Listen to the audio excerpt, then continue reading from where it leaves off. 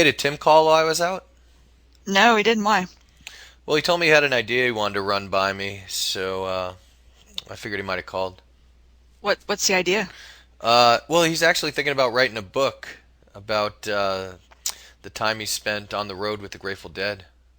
Oh, that'd be a great topic for a book. You know, whenever you speak to me about the Grateful Dead, I'm all ears.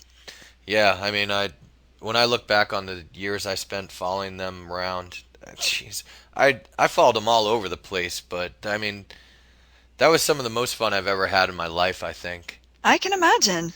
I mean, first off, they're my favorite band. Right. And second, the other thing that really drew me to the scene was the fact that there was just this traveling group of people that followed them everywhere. It was like almost like a bazaar, sort of, you Mm-hmm. know? Mm-hmm.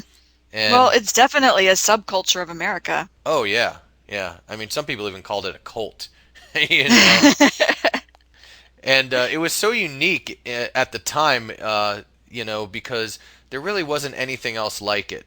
I mean, you had all these hippies driving around, following the band from city to city, and you know, when you're on the road driving from one place to the next, you'd see the same people, you'd see the same cars, all these VW buses driving, and you know, people supported themselves by selling things in the parking lots at the concerts. Mm-hmm. Like a lot of people would like make jewelry and sell it. A lot of people would sell clothes that they made. Another favorite amongst people was to just uh, sell beer or to make food. And that's what I actually did a lot of the times. I'd make sandwiches or I'd sell beer in order to help, defray the cost of the tickets. Uh-huh. Because it could get a little expensive. Right. But, the other strange thing is that you'd have this, like, large circus traveling essentially following the band. And there was all these, like, hippies, people with, like, really long hair and beards and, like, really sometimes like people who hadn't like showered for days because they were just traveling with around Yeah. following the band. Yeah. Because especially during the summer, you just stay at campgrounds. So you'd camp and they might not have a shower.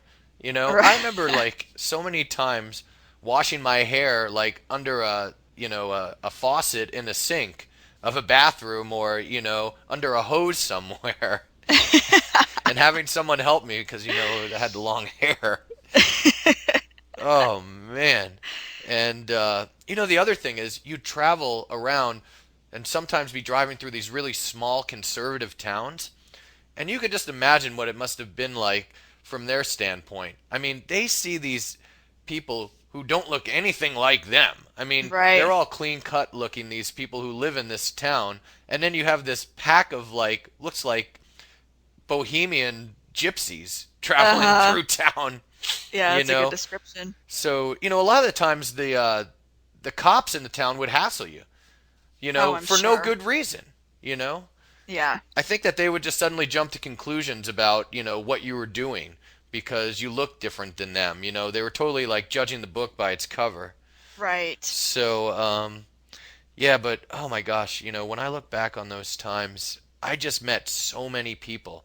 I mean, sometimes I would meet somebody in like say the middle of the country, like Kansas, right? Uh-huh. And then like a year or two later, I'd be say in Seattle, and I'd run into the same people, the same Oh my person. God, it's such a small world, huh? Yeah, I know. But that was another great thing. Like I met so many people and became such good friends with so many of those people. There's some of these people are like my closest friends to this day, like Tim, you know? Yeah. So it was really something that it was like a community, you I was gonna know? say too, it sounds like it was a very bonding experience. Oh yeah, totally. Like it's funny if you're a deadhead and you meet another deadhead, it's like there's this like almost hidden language that you speak. You know, it's crazy. And the fans were such rabid fans. I mean, a lot of deadheads, the only music they would listen to was the music of the Grateful Dead. Wow. I could see why people would think that was a bit cultish. Yeah, totally. Well, do you think that Tim will actually follow through with writing this book? I don't know. Your guess is as good as mine. You know, he can be a flake sometimes. Yeah, I know.